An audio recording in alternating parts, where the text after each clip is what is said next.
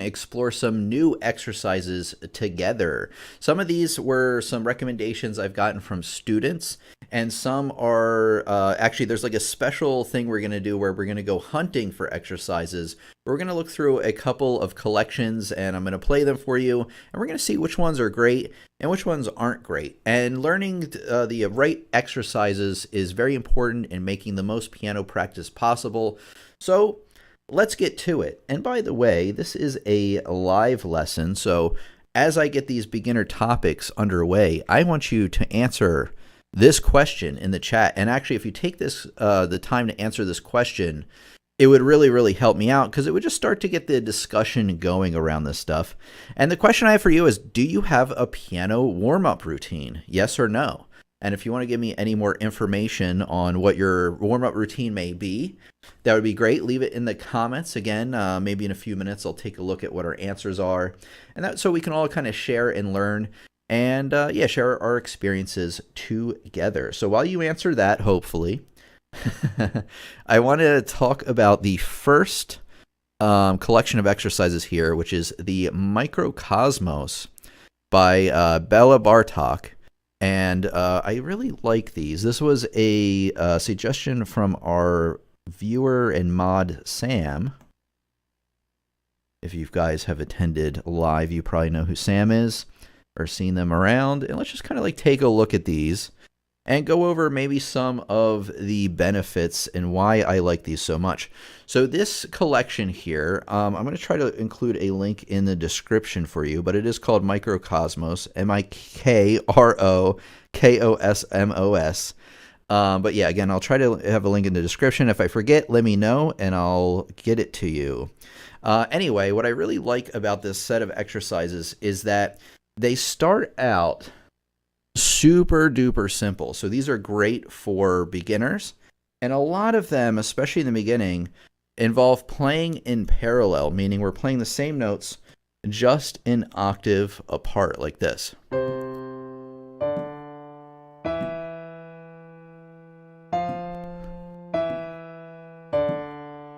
And that actually gets you developing basic hand coordination between each fingers, being able to play the same note at the same time, just an octave apart. Also very good at practicing your very basic rhythms, making sure you're holding these half notes for enough, the whole notes for enough, and the rest is very good for getting down the fundamentals. So if you've ever played sports or done pretty much anything, your coach or teacher is going to say, it's all about the fundamentals, or you probably heard that before.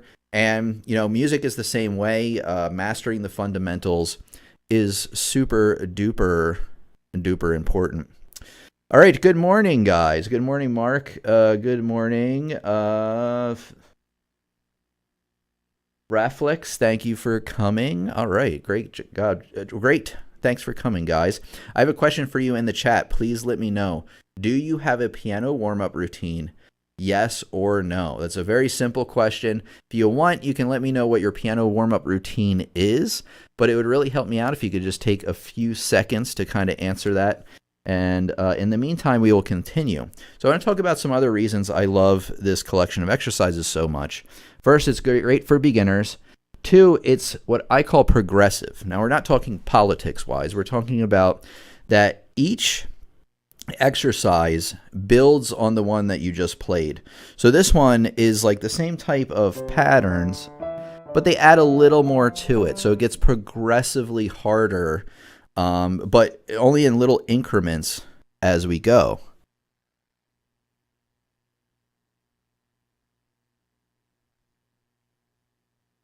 Speaking of getting down the fundamentals, we have some slur lines. See, those are these like kind of arcing lines above and below the staff.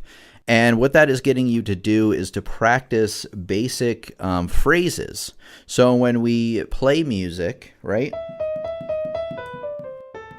there are certain ideas the composer wants to get across, and they are put into as phrases. So when I talk, comma, I talk in phrases, period. But if I talked without any punctuation and just ran on and on and on, it would just run together and it wouldn't really sound really like anything, much like music or talking or whatever. You really couldn't follow along, could you? That is the point I'm trying to make with music, that getting down the little details really matters. And in this case with the slurs, we're connecting the notes together.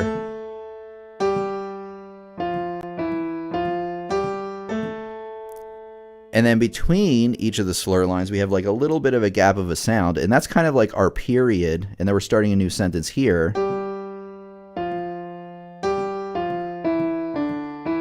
And there's a new sentence. And here's a new sentence here, which is right here on this line. I guess you can't really see it. So when you're looking at these overarching lines, that is really telling you that all the notes that fall under that are to be kind of connected together, and they are to complete a music idea. So if you're playing for Elise, those first notes, da da da da da da da da, they have a slur line over them, kind of like connecting them all together. All right, let's take a look at some peeps in the chats. Hold on, guys. Let me get this set up appropriately. Actually, I think we're already good. Let's see what we got. No, hold on. Let me get the chat in here. Should just take a second.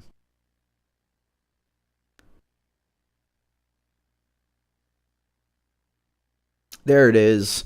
All right, let's say good morning to some peeps. We got Daniel, welcome. We got Mark, thanks for coming. You got yes for your piano practice routine. That's great. Good morning. Or warm-up routine. No routine yet. Thinking of making one. That's great. We have Sally here today. No exclamation point, they say. No piano practice routine. No, or warm-up routine. Excuse me. I usually play a few scales and a few arpeggios. Okay, that's not too bad to warm up. My hands are cold right now. That's a very good point. So when your hands are cold, it's actually going to be physically harder to play. So you may actually want to physically warm up your hands first by doing such stuff like this. Some people seriously will wear, I've met pianists that will wear mittens or gloves up until the time they have to play if it's cold out. But it's something that a lot of students certainly run into. Welcome, Marco. Daniel, welcome. No, they say. All right, let's continue here.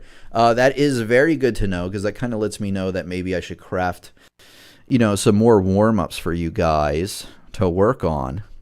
And maybe we'll talk a little bit later about some other videos I do have that can kind of get you on the right track. First time here, trying to learn piano with you. So hard, OMG, from Marco. Well, welcome, Marco. Happy to have you here with us, and you're welcome back anytime, of course. All right, let's continue on with this because I do have a bunch more exercises to cover because this is kind of a continuation of a lesson we did a couple weeks ago that I'll link you to at the end here. But let's continue on here, shall we? So let's continue on. As you can see, they get progressively harder. Each one just adds something more that the other one did not have. Here we start to add, sharps slowly onto it, which is what I love. I hate when you're playing a piece that has 0 sharps, 0 flats, and then all of a sudden you're jumping into a piece that has 5 sharps. Well, this is not going to do that to you. So this is called Mikrokosmos. Let me type it in the chat. And again, I don't think I put it in the description, but I will. Mikrokosmos by Bela Bartok. All right. And I want you to kind of take a look at these on your own later today and add these to your warm-up routine. So if you don't have a warm-up routine at all, you can start right here. All right, and I'm just trying to see if I have anything else I want to say about them. I really like what's going on here. You see how there's lyrics in between, and then there's like kind of some notes on the outside. Playing stuff like this is very important because if you ever play what's it called, for a choir, or you play in church or something like that where you all have these hymnals that you all read from, it looks a lot like this, doesn't it? Where you have like a block of text in the middle, and then the treble clef and bass clef are more separated than normal, even if it's just a little bit, to be able to fit in all these words. So playing stuff like this is very important because it kind of trains you to look, a little bit further apart and still be able to play these notes, while other people maybe sing the lyrics. But again, pretty easy stuff, but it's all about the rudimentary basics and the fundamentals. Remember that. Okay, let me just scroll much further because there are a ton of exercises. And like I said, they are progressive, so they do increase in difficulty. Let's take a look at number 26. Now, this I believe is called a round. So if you've ever sung like Row, Row, Row Your Boat in class before with other students in music school or regular school. Sorry, I got a burp coming on. So if you ever played sung Row, Row, Row Your Boat, where like half the students will start singing Row, Row, Row Your Boat. And then when you get like 2 or 3 measures in, the other half starts Row, Row, Row Your Boat as the other people are finishing it up. So this is actually the same type of thing.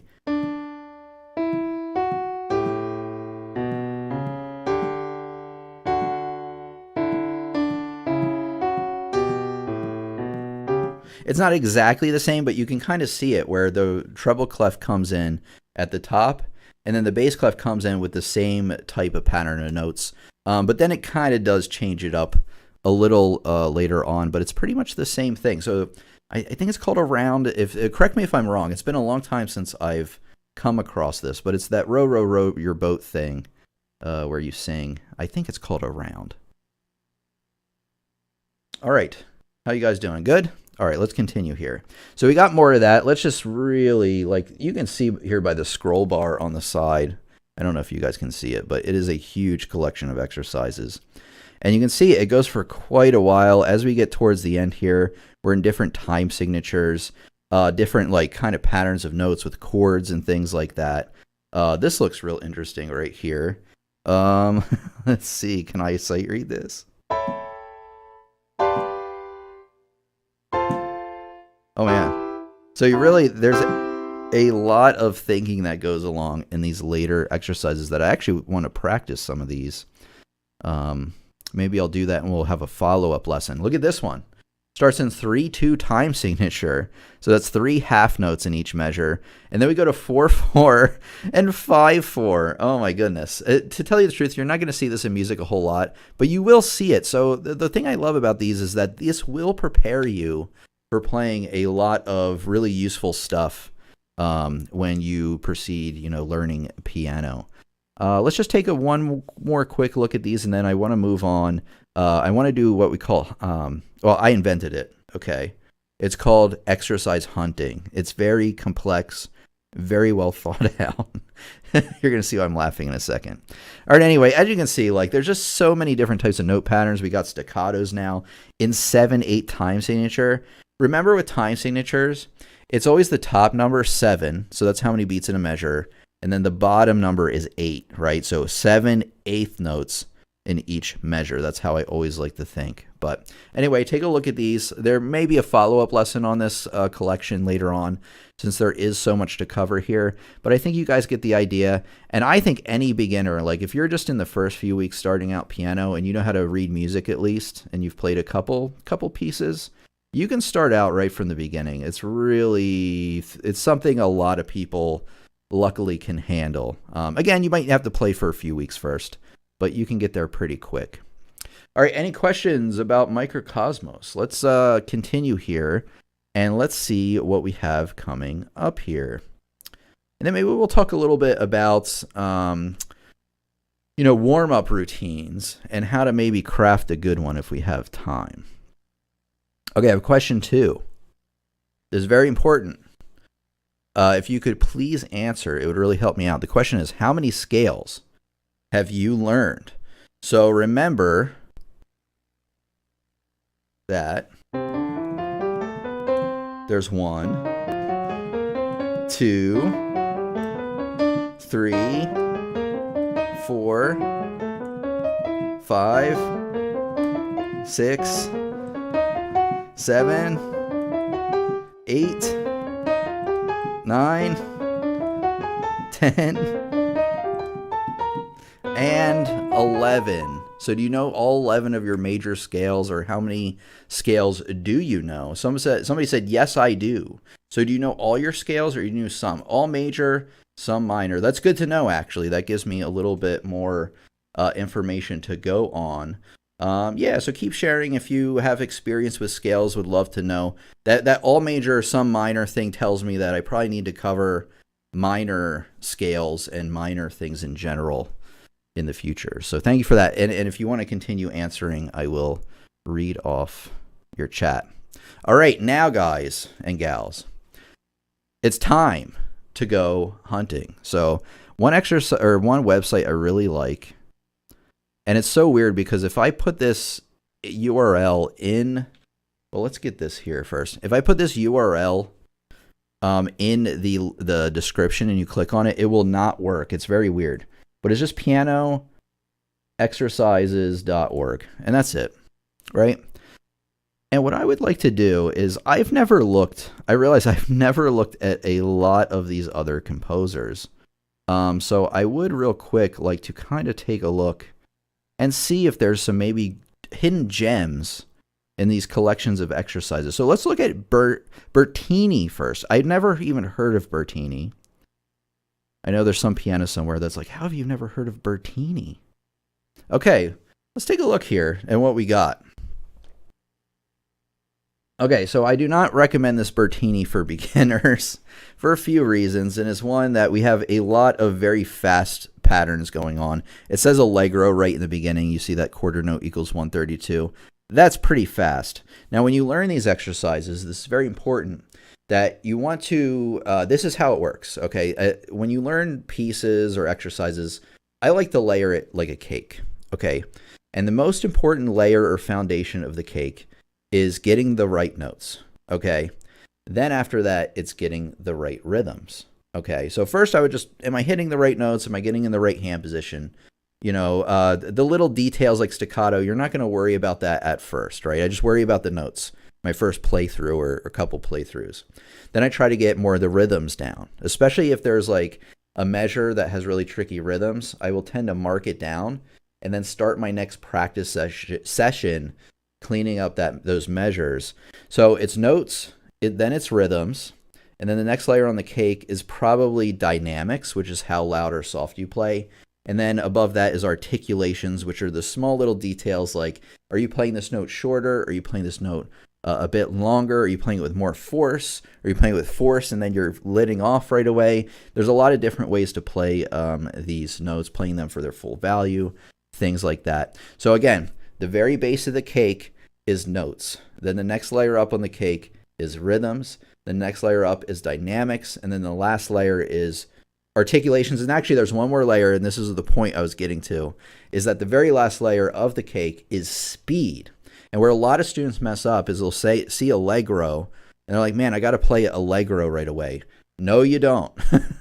Maybe you want to play at half that speed or something. So anyway, just kind of like looking at this, giving my thoughts. Let me see if I can play the first couple of measures with this. And right away, this is why we learn our scales, right? Our major and minor scales. Because right away, with the left hand, there's a major scale. And then, oh man, there's another C major scale here.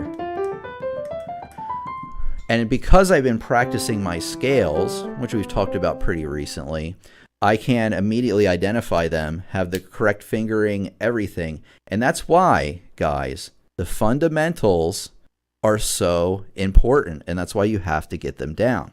So let me try playing this.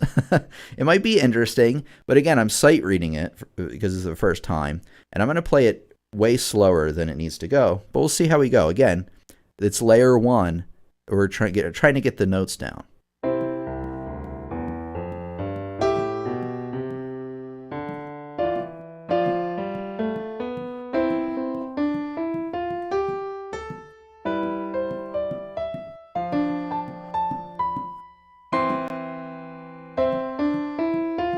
Okay, it threw me off a little bit because these different parts of the scale, you kind of expect, like where the right hand notes come in are on like very weird notes of the scale. But I'm starting to get used to it already.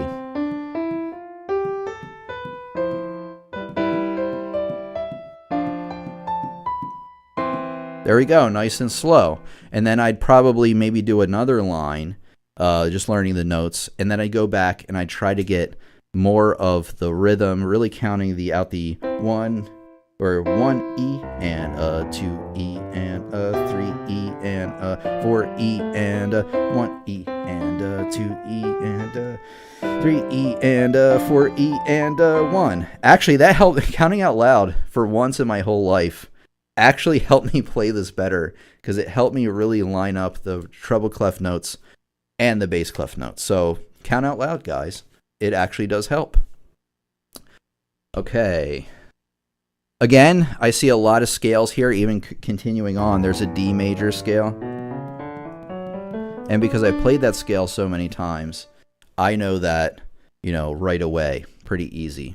So let's continue here. I don't recommend these for beginners. However, if you have learned your scales and you were looking for something a bit more, involved, then I recommend the Bertini exercises. But these are definitely, I would say these are more in the intermediate to advanced. I would say more intermediate. And the reason I say that, not only is there a lot of black ink on the page compared to what we usually look at, but you see things like this here coming in with the left hand on number 2 here, is that we have a lot of repeated notes.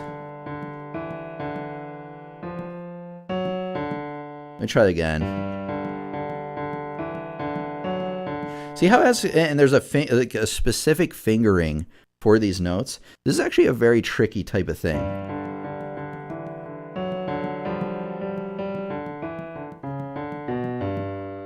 And so that's why I say this is more intermediate, because there's actually a lot more technique involved. They're doing this thing where you want to hit one note with different fingers. And the question I always had to my student or my teacher was, why don't they just play this all with finger 2? It was so much easier to play. But what they want is they want separation between each note. And when you use different fingers for the same note, it gives you more separation than doing this. It's like really, really slight, but that's the reason they do that. And that's more of I would say that's more of an intermediate type of technique thing. You have a lot of ledger line notes, kind of looking here in the, I guess the left hand, and you can see there's a treble clef in there. So there's a lot going on here. I don't recommend these for beginners. However, I do see a lot of value in these exercises. So let's continue, since we're going hunting here, remember. So we're trying to find what's best. Let's just take a quick look at the second one. Okay, this is also by Bertini. This is another collection of exercises. And right away, this is why we learn our fundamentals. And you're going to notice me saying that an annoying amount today.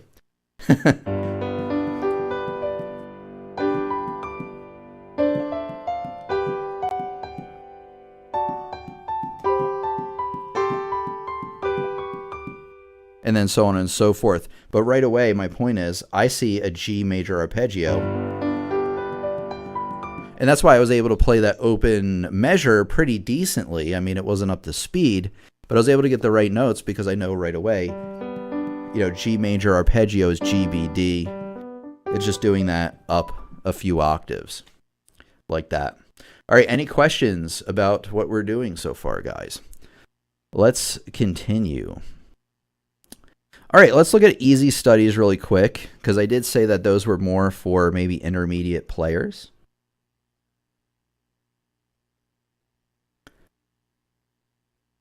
And this one isn't much easier. So I would say this Bertini guy is more for the intermediate player. Okay, Brahms. Okay, Brahms. This collection of exercises is quite difficult, so maybe we are not going to be doing this one. Yeah, this one, let's skip for now. Let's take a look at... Burgmuller makes a really good collection of exercises here. This is the 25 easy exercises by Burgmuller. Again, you can find all of these on that website I told you about. All right.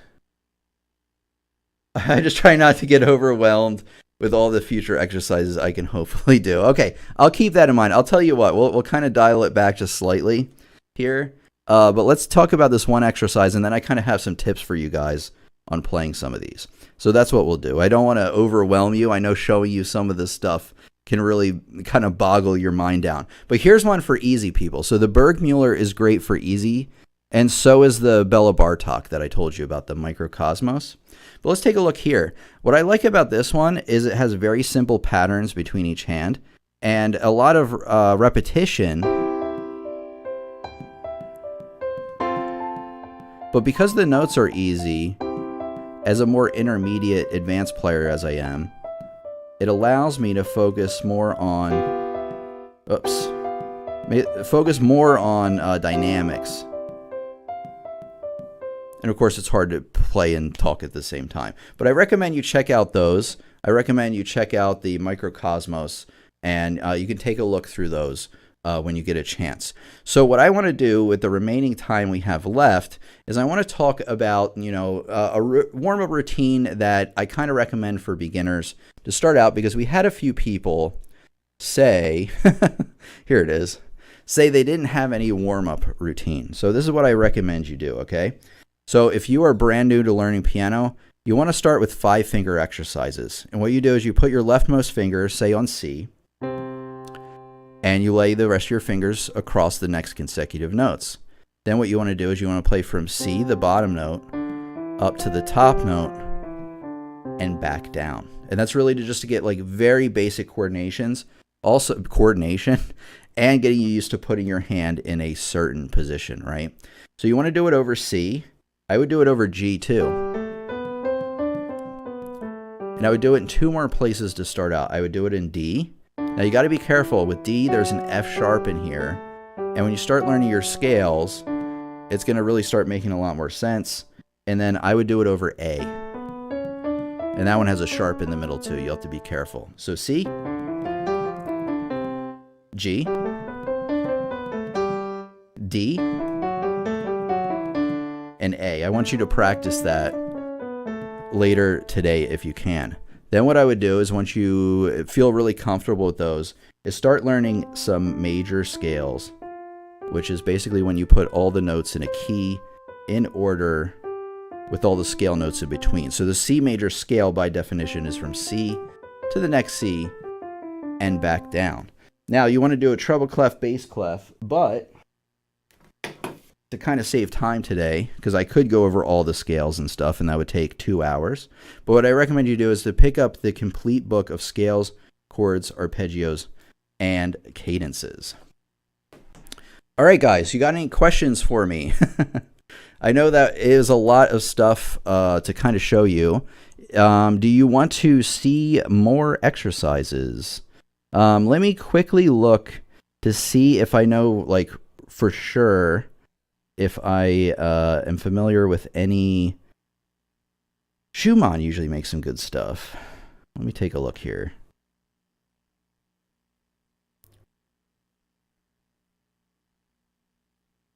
I don't think we're going to be doing this one. This one's way complicated. Holy moly. See that? Yeah, I don't know if we'll cover that today. You know how I said the other ones were like progressive and that's why they're so good for beginners? This is not progressive. This is like jumping way into the deep end, right away. All right, everybody. Any questions for me? Leave a like. It helps other people know this is a quality lesson they can learn from as well. If not, you know what we'll do? Because this was all I had planned for today. Let me see if I have anything else for you guys.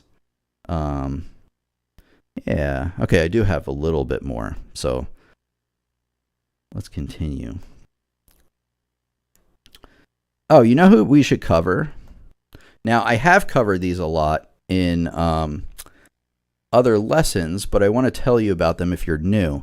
So Carl Czerny is another great resource to learn from or practice, because Carl Czerny made a lot of what we call etudes. And etudes is actually in the title today, or at least the thumbnail. And an etude is like a practice piece. It's an exercise that's like designed to sound like a real piece of music. And Carl Czerny, I would say, is one of the masters of etudes.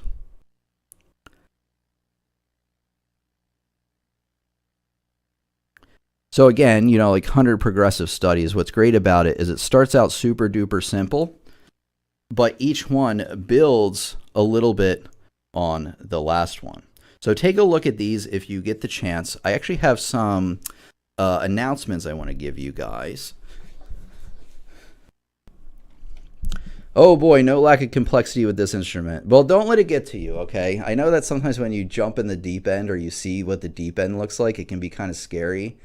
But don't worry about that. It's totally it's totally fine. It's normal to experience this. What I want to do is I want to tell you about a few things that I currently have going on. Hold on. Just give me a second, guys. I gotta find something real quick. Okay, so what I want you to do is I made a lesson recently that I want you guys to watch after today. Actually, you know what? Copy link address.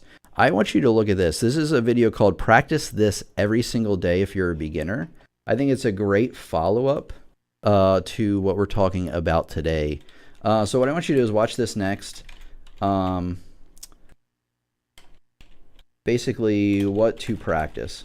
And this is going to go in a lot more detail of some of the things I was talking about a minute ago about finding the right stuff to practice. Wait, what happened? Here it is. All right. Any last minute comments or questions? That's really all I had for you today. It was something I had to kind of cobble together, unfortunately. Ran a little short on time this week. But let's open it up for some discussion here. Do you guys have any comments or questions about these exercises? Are you working on Mikrokosmos by Bela Bartok? Sam luckily told me about it, and I took a look at it, and I was like, wow, this is actually really, really amazing. And I wanted to share that with you guys. So let me know any last-minute comments or questions. We may adjourn. I'm thinking it one step at a time. That's okay, says Daniel. That's totally fine. So yeah, if you want to go back and watch that video I just posted in the link, the chat right now, that will kind of catch you up on some of those things. I know it can be a lot. I kind of thought it would be more fun to kind of dive into some of these more complicated exercises, but I realize that maybe it's not where a lot of you guys are currently at, which is fine. I'll look at Mikrokosmos next. Very good. I highly recommend that you guys all check that out. The Burgmuller is also a really good one. So if you go to, let me go back. Hold on. So I would mark down the one I gave you, the Bartok, and then I would get that Burgmuller as well. Super duper helpful for beginners just starting out for sure. And again, the whole point is to master the what? Master the fundamentals.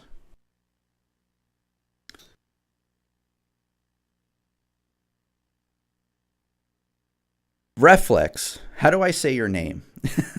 I never know how to say your name. R3PHLEX. How do I say that? Reflex? Or something like that? Anyway, I want to give you some announcements on what is coming up.